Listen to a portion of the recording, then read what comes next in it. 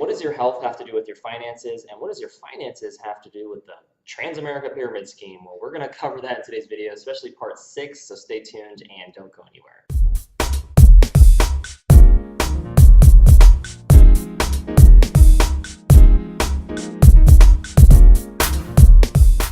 Hey, this is McGowan with Essential Oils Me, and I have Tanner Fergard here. And how are you doing? I am excellent. More importantly, how are you, Lance? I'm doing well, thank you. Good. So Tanner is in the financial services industry, and he gets a lot of questions with regards to this. And one of the claims that people make is upline distributors get paid as soon as the distributor beneath them buys product from the company. That clearly incentivizes distributors to recruit and in turn pay them to recruit. And first of all, when it comes to network marketing, it's illegal to pay just for headcount and recruiting. There has to be an exchange of products or services for money or income. Absolutely. And so companies get shut down if that's the case. So I'm not involved in anything illegal. It's only for the exchange of products and services and income. So it's legal in that regard. But traditional network marketing companies typically do focus on recruiting and sales.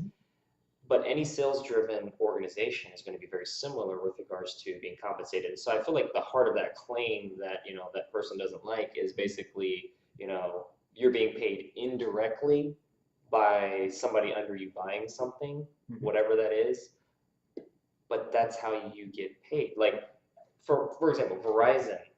I know they have sales reps at every store, and the manager can earn a bonus or some type of commission based on how his store performs. Absolutely. And he has to recruit the best talent or people who are going to stay with it long enough for him to earn enough money. And that includes them pushing accessories and other add-ons and bolt-on items and stuff like that, Bluetooth and cases and stuff, because it helps their sales quotas and therefore the bottom line and therefore the manager's bonus and actually the sales rep's bonuses too. So the manager is highly incentivized to recruit the best people who can sell the most accessories and phones, obviously, too. But it's no different. Like in Verizon, and you could apply that for AT&T and Sprint and T-Mobile and any store that you walk in that's a specifically sales-driven part of that company. I mean, any company has to have sales, but I'm just saying that's a heavy focus. And I've talked to people who work for those, and that's the same case. They're like, I'm pressured to push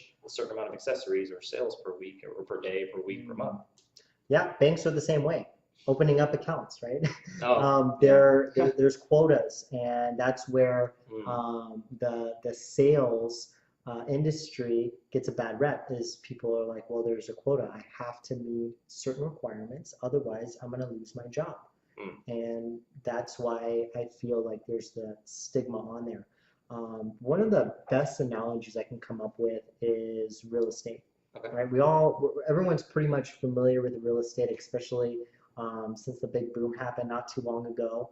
And we know that there's the agent and then there's the broker, right? But who gets compensated more, the agent or the broker? The broker? The broker, absolutely. For the reason that every time that agent goes out and sells a house, because that's his job, right? That broker is also going to get a piece of that pie. And so the more agents that you have, the more slices of pie essentially that you get.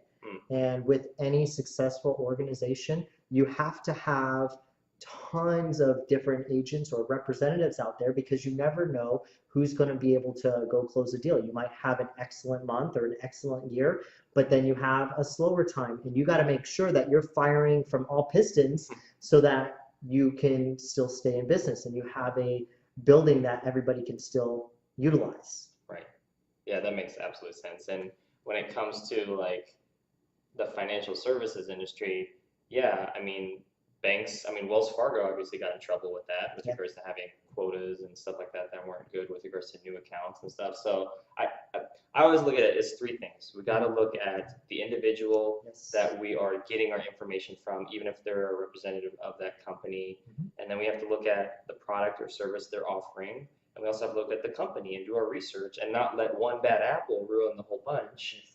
Or we could let a good apple help influence our decision, especially if it adds value. And the other aspect is we have to know that there's three other things that help us build discernment and wisdom around these topics, but it's misinformation. Yeah. Do we have accurate information that we're receiving? Do we have all the information? And are we interpreting both of those correctly? And then if we are, then we can come to an accurate conclusion.